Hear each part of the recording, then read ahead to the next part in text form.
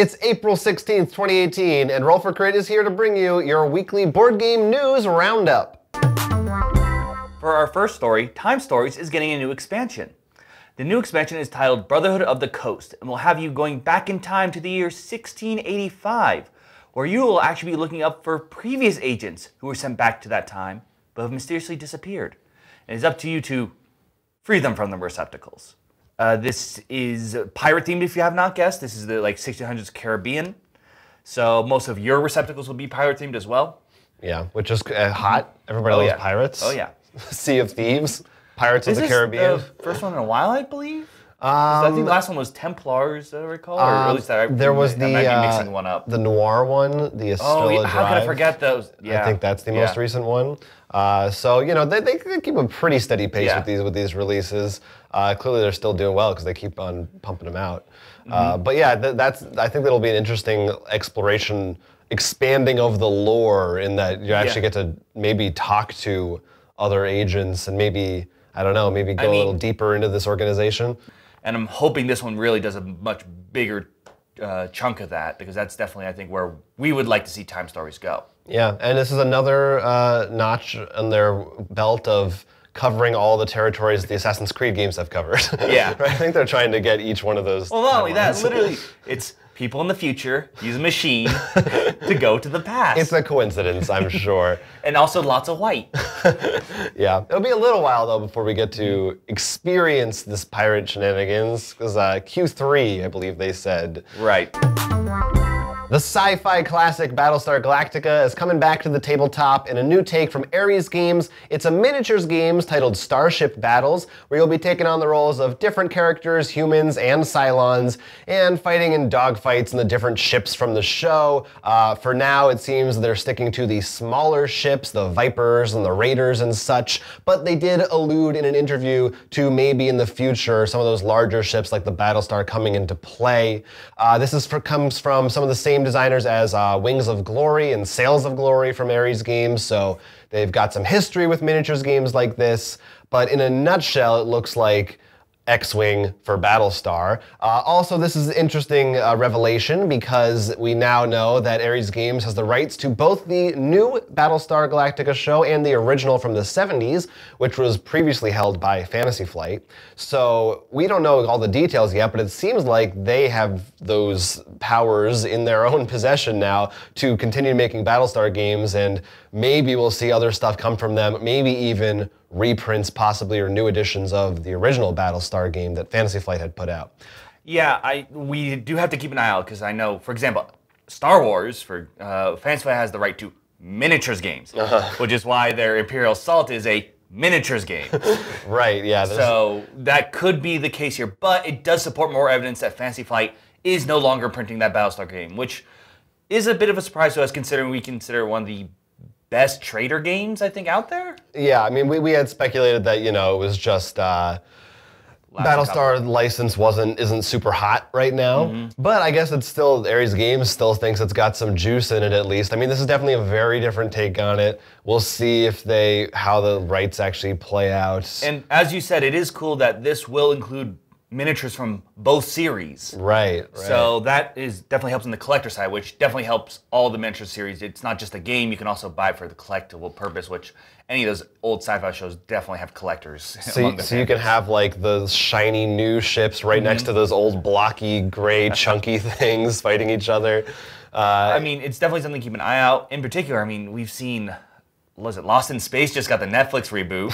Yes, so, I mean, it's not out of the... Do you think it's time for another Battlestar reboot? It could happen. I think there were actually rumors of a movie for a while, but I don't think that's happening anymore. Yeah, I don't know. Maybe interest will come up again from the public, but this is going to be debuting at Gen Con, not for sale, I don't think, although it could be, but you'll be able to play it for the first time at Gen Con later this year. The popular board game cafe Snakes and Lattes, which has 3 locations in Toronto, is finally opening its first place in the US.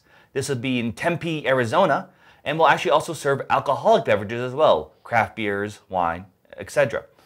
This is really exciting, as we said, because it's the first one in the U.S. Hopefully, they'll spread out a bit more, and hopefully near us. Yeah, if you're in Arizona, I mean, this is pretty cool and exciting. It is surprising, you know, I never thought they would go out of Canada. It just seemed like they were happy to be up there. But I believe they're taking somewhat of a hands-on approach from what I've heard in terms of going over and making sure it has the same kind of quality and same format and standards as the Toronto one. If you don't know Board Game Cafe, you know, you go in and play board games and they have coffee and sandwiches and whatever. But Snakes and Lattes which I was lucky enough to get to go to once, is definitely the premier one that everybody talks about. But yeah, it'd be cool to see them take this elsewhere. Also interesting because in Toronto, I know only one of their locations it's specifically an alcoholic sort of skewed one. Mm-hmm. The main one doesn't serve alcohol, at least I don't think it does. But I guess, you know, this is America. Well, I mean, that's why they're probably doing the hands-on approach, because one, alcohol always adds fun laws.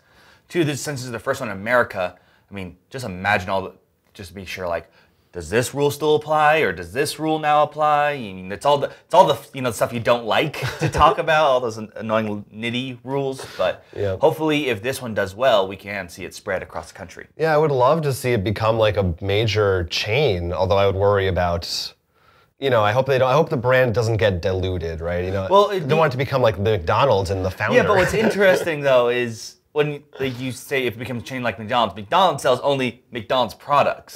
Snakes and Latte would be, we have some, but we have board games from other companies. It's sort of a weird idea to... Yeah, it's interesting. It's hopefully they'll also bring In-N-Out with them to the East Coast. And we've got some Kickstarter controversy brewing. In fact, it has already brewed. It is at a full boil. The Kickstarter-based company Borders, that's Borders with an A, not the defunct bookstore. This is a Southeast Asian company. Their whole setup was that they would accept pledges from people for Kickstarters indirectly for slight discounts, basically to allow people in groups to make pledges on different Kickstarters. And the idea was they would kind of just they were the middleman to help people out in doing larger pledges. They worked with several companies and with distribution, including they worked for Cephalofair on Gloomhaven. They also were a part of campaigns for game companies like Thunderworks Games and several others, Peterson Games. There's a whole bunch of Victory Point Games. I'll keep listing more, but that's enough. And all of those companies have reportedly said they never received money from these people. All of these games that people pledged for, which were shipped to them, are not being released, are not being moved. So essentially, this company has stolen lots of money from both consumers and the companies themselves. And there's a lot of angry people on all sides right now, and people are kind of at a standstill because they don't know what they can do. I don't know if there's going to be a lawsuit. As far as I know, none of these companies have announced that they're actually officially taking any kind of legal action, but a bunch of them have sent out Kickstarter updates basically saying, we don't have your games, we didn't get your money, I'm sorry, there's nothing we can do. So it's a big mess. And a different kind of mess than we're used to for Kickstarter, because for once, it's not the company making the game that's screwing up.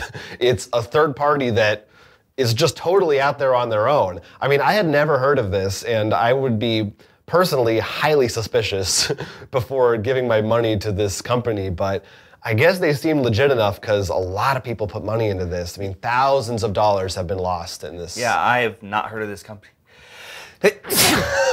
Oh, God. You know, just bad Kickstarter news just makes me, I'm allergic to that. All right, just start. Jesus Christ. I'm sorry, I tried.